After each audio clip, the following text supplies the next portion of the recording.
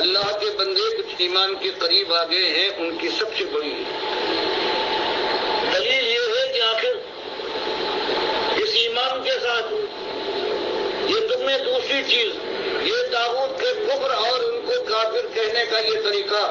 یہ کہاں سے لائے ہو؟ لا الہ الا اللہ محمد رسول اللہ کے ہم ماننے والے ہیں، نمازیں ہم پڑھتے ہیں، روزے ہم رکھتے ہیں، حج کرتے ہیں، اللہ سے ڈرتے ہیں، لیکن یہ کہ جو اس سے پہلے بزرگ گزرے ہیں، اولیاء اللہ گزرے ہیں، اب ان سے انکاری نہیں بلکہ ان کو کافر کہنا بھی لازم ٹھہراتے ہو،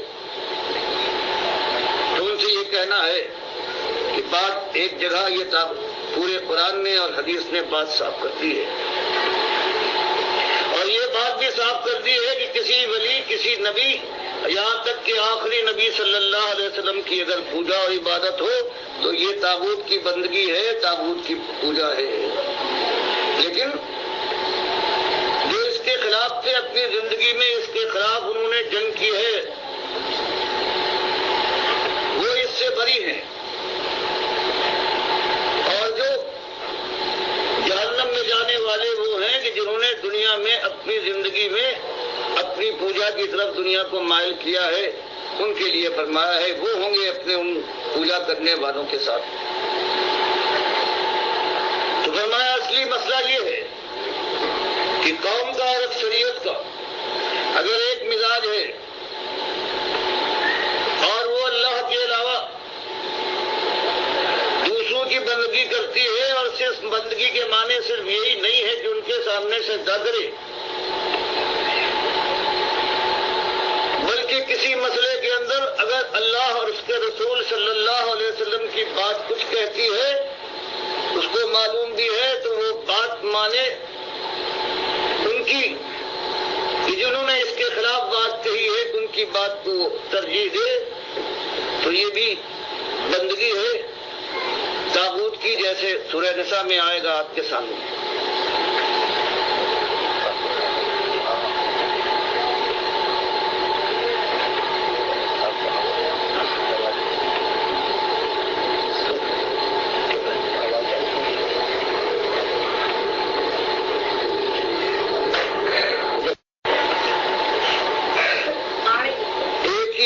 اور سچی دعوت ہے جو آج تمہارے اندر اٹھی ہوئی کہ اپنے مالک کے بندے بن جاؤ اور طاغوت کی بندگی سے اپنی جان کو بچا لو، اجتناب کرو۔ اور معلوم ہے اس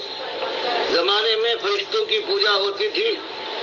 ابراہیم اور اسماعیل علیہ السلام کو پکارا جاتا تھا، حضرت عیسیٰ کی تصویر تھی خانہ کعبہ میں،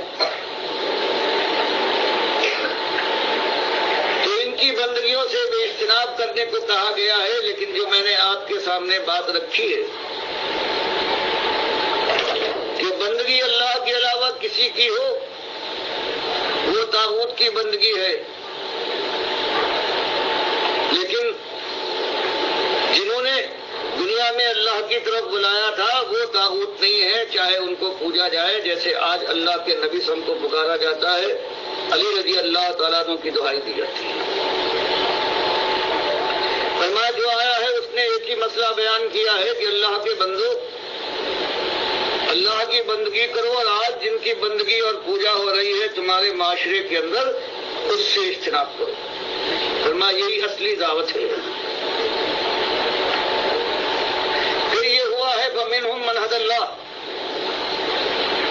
اس بات کو سننے کے بعد کچھ خوش قسمت ہیں، نصیبے ور ہیں، جنہوں نے سبقت کی ہے اور اللہ نے ان کو راہ دکھائی، لیکن اکثریت کا عالم یہ رہا ہے وَمِنْهُمْ مَنْ حَقَّتْ عَلَيْهِمُ الضَّلَالَةُ، من حقت علیہ الضلالہ کہ اس کے اوپر گمراہی مسلط ہو گئی، اور بات سننے کے بعد سمجھ لینے کے بعد بھی اس نے ماننے سے انکار کر دیا۔ باپ دادا کا طریقہ اپنی پرانی تاریخ سے چمٹے رہنا اس کی شان تھی، اور اس کے خلاف جانا اس نے برداشت کیا۔ ورنہ اس سے پہلے بھی یہی ہوا ہے. بات ایک ہی ہے کہ بندے اللہ کے ہو، اس کا کھاتے ہو، اس کی زمین پر رہتے ہو، اس کی ہوا میں سانس لیتے ہو، اس کے مارے مرو گے. اس کے فیصلے کے بعد یا تو آگ میں جھلسو گے اور یا جنت کی بادشاہی کا تاج پر کوئی بادشاہی کرتے رہو گے. لیکن تمہیں نہ ماننا ہے اور بات، اپنی ضلالت کو، اپنی گمراہی اور شرک کو اللہ کی مشیت اور حق بتا کر اور تم اس پر جمے رہو، تمہاری بات اور ہے. لیکن آنکھیں کھولنے کے لیے، عبرت کے لیے تمہارے خود اپنے ملک کے اندر کتنی قوموں کے مساکن ہیں، ایسی برباد قوموں کی نشانیاں ہیں جن پر سے تم گزرتے بھی ہو. میرے پیارے بھائیو، یہ آواز ہے ڈاکٹر مسعود الدین عثمانی رحمۃ اللہ علیہ کی، جو آج سے 37 سال پہلے میرے کانوں میں پڑی، لٹریچر ان کا پڑھا اور یہ دعوت دل و دماغ کے اندر اتر گئی. پوری طرح میں اس کو سمجھ گیا ہوں اور میں نے ساتھ دینے کا ارادہ کیا تھا اس وقت اور آج تک قائم ہوں الحمدللہ. اور یہ دعوت بالکل حق ہے اور صحیح معنوں میں ایمان کی دعوت ہے. اور اس دور میں جو کفر و شرک ہر طرف پھیلا ہوا ہے اور طاغوت نے انسانیت کو اپنے شکنجے میں لیا ہوا ہے، اس کا یہ توڑ ہے. اس کے بغیر تم کبھی حقیقی آزادی نہیں حاصل کر سکتے ہو اور ان چوروں، ڈاکوؤں، لٹیروں اور فریبکاروں کے جال سے کبھی نہیں نکل سکتے ہو جب تک یہ ایمان کی دعوت نہیں اٹھاؤ. ہر دور کے اندر، چاہے وہ آزاد قوم ہو عاد و سمود کی طرح، چاہے یہ بنی اسرائیل کی طرح فرعونیوں کے چنگل میں جکڑی ہوئی قوم ہو، سب کے سامنے یہی ایمان کی دعوت، توحید کی دعوت اسی انداز سے، اور خاص کر ہمارے لیے آخری نبی محمد صلی اللہ علیہ وآلہ وسلم کی جو دعوت ہے، طریقہ ہے، وہ بالکل بہترین نمونہ صحابہ اکرام نے جس کو اختیار کیا، اسی انداز سے یہ دعوت ہے جو اس دور کے اندر پاکستان سے اٹھی ہے. اب دیکھیے، یہ اصلی دعوت ہے، اصلی بات یہی ہے. اور سب سے بڑا اعتراض یہی تھا کہ یہ تم نے کیا غضب کیا ہے. ٹھیک ہے، تم ایک عقیدہ اختیار کرو، یہ کیا ہم سے مطالبہ ہے کہ ہمارے جو اکابرین گزرے ہیں ان کو بھی جب تک کافر نہیں کہا جائے گا ہم ایمانداری نہیں ہو سکتے ہیں. تو ان کو بتایا گیا تمہارے اکابرین جو کفر و شرک پھیلا کے مرے ہیں ان کی کتابیں ہیں، چاہے صوفیوں کی کتابیں ہوں، عبدالقادر جیلانی کی، محی الدین چشتی، جوہری، مجدد الافسانی، شاہ ولی اللہ کا پورا خاندان، پھر یہ اعلیٰ حضرت اور ابو الاعلیٰ، یہ سارے کے سارے جو وحدت الوجودیے اور اللہ کے علاوہ دوسروں کو پکارنے والے، چاہے یہ اشرف علی تھانوی کہتے ہیں اللہ کے بندوں کو نبی کا بندہ کہا جا سکتا ہے، محمود الحسن صاحب کہتے ہیں کہ اللہ کے مقبول بندوں کو پکارنا یہ اللہ ہی کو پکارنا ہے. یہ ایا کا نعبد و ایا کا نستعین کی تفسیر کے اندر انہوں نے تفسیر شبیر احمد عثمانی میں لکھ دیا. اسی کا یہ اثر ہے کہ آج ہمارے جس طرح عمران خان صاحب مزاروں کے سامنے سجدے بھی کرتے ہیں اور کہتے ہیں لا الہ الا اللہ کا مطلب میں تمہیں بتاؤں گا. بتائیے، یہ سب کچھ جو ہوا ہے اصل میں یہ جب تک اس کا کفر نہیں کیا جائے گا، اس کا انکار نہیں کیا جائے گا، کیسے آپ کو راستہ نظر آ سکتا ہے، کیسا ایمان آپ کا پھر آگے بڑھ سکتا ہے. تو یہی چیز سکھائی گئی تھی کہ اللہ اور اللہ کے رسول کے مقابلے میں جتنی باتیں ہیں یہ طاغوت کی باتیں ہیں، ان کا ماننا طاغوت کا ماننا ہے اور ان کا کفر ضروری ہے. تو بتائیے، یہی تو پہلے دن ہم نے بات سیکھی تھی اس جماعت کے اندر آگے. اب وہی معاملہ ہمارے جو امیر جماعت تھے محمد حنیف صاحب، انہوں نے لوگوں کو یہ کہنا شروع کر دیا کہ پورے خاندان یعقوب علیہ السلام نے یوسف علیہ السلام کو سجدہ کیا تھا. اندازہ لگے معروف سجدہ کیا تھا، کہتے ہیں سجدہ ریز ہو گئے. تو بتاؤ کہاں گئی آپ کی دعوت، ایمان کی دعوت، توحید کی دعوت کہاں گئی؟ سارے انبیاء تو اللہ کو سجدہ کیا کرتے تھے. اور یہی ڈاکٹر عثمانی رحمۃ اللہ علیہ نے اس کی بہترین تفسیر کی تھی وخروا لہ سجدا کی،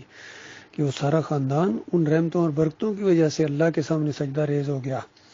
اور پھر ڈاکٹر عثمانی رحمۃ اللہ علیہ نے فتویٰ لگایا کہ جن کا ایمان خراب ہوتا ہے، یعنی عقیدہ خراب ہوتا ہے، وہ اس طرح تفسیر کرتے ہیں یوسف علیہ السلام کو سجدہ ہوا. تو اللہ کے بندو، اسی اصول کے تحت، جس اصول کے تحت دوسرے طاغوتوں کا رد کیا تھا، اسی اصول کے تحت اگر محمد حنیف کے اندر جب یہ شرک آیا ہے تو اس کا رد کیوں نہیں کیا جائے گا؟ یہ بات جب سے ہم نے کی ہے، اب انہوں نے پروپیگنڈا کرنا شروع کر دیا ہے کہ جماعت میں انتشار پیدا کر دیا. حالانکہ انتشاری خود ہیں، کہتے ہیں جماعت سے بغاوت کی، حالانکہ باغی خود ہیں. یہ اللہ کے باغی ہیں، اللہ کے دین کے باغی ہیں، توحید کے باغی ہیں، ایمان کے باغی ہیں. تو ایمان کے جو باغی ہوں، طاغوت ہوں، ان کا کفر کرنا ایمان کا حصہ، ہمارے ایمان کا یہ معاملہ ہے. بہرحال بہت کم لوگ بچے ہیں، اکثریت کے اوپر ضلالت چپک گئی. جس طرح یہ انہی آیات کے اندر ہیں کہ جب دعوت اٹھتی ہے چند لوگ ہوتے ہیں جو ایمان خالص کی طرف آتے ہیں. باقی سارے ضلالت کے اندر رہتے ہیں. یہی کچھ ہوا ہے جماعت کے اندر بھی. کفر و شرک کا انہوں نے ساتھ دیا ہے، ایمان خالص کی طرف بہت کم آئے ہیں. بہرحال ہم دوبارہ منظم ہو گئے ہیں. ڈاکٹر عثمانی رحمۃ اللہ علیہ کی اس جماعت کا امیر ہم نے کمال خان صاحب کو بنایا ہے، اور کراچی مرکز کی بجائے اب لاہور میں مرکز ہے، کیونکہ کراچی والوں نے ایمان کی قدر نہیں کی ہے. ان کے اندر ایمان کی دولت اٹھی تھی، دعوت اٹھی تھی، اس کے اوپر قائم رہتے. تو یہ بہت رنگے جہاں بدلی کرنے والی دعوت تھی، لیکن رنگے جہاں انہوں نے کیا بدلی کرنا تھا، انہوں نے خود اپنے آپ کو بدلی کر دیا، ٹکڑوں میں بٹ گئے. تو ہمارا ان سے کوئی تعلق نہیں ہے، چاہے یہ فرقے ہوں، چاہے یہ مسلک ہوں، جتنے بھی ہوں، چاہے یہ محمد حنیف کا گروہ ہو،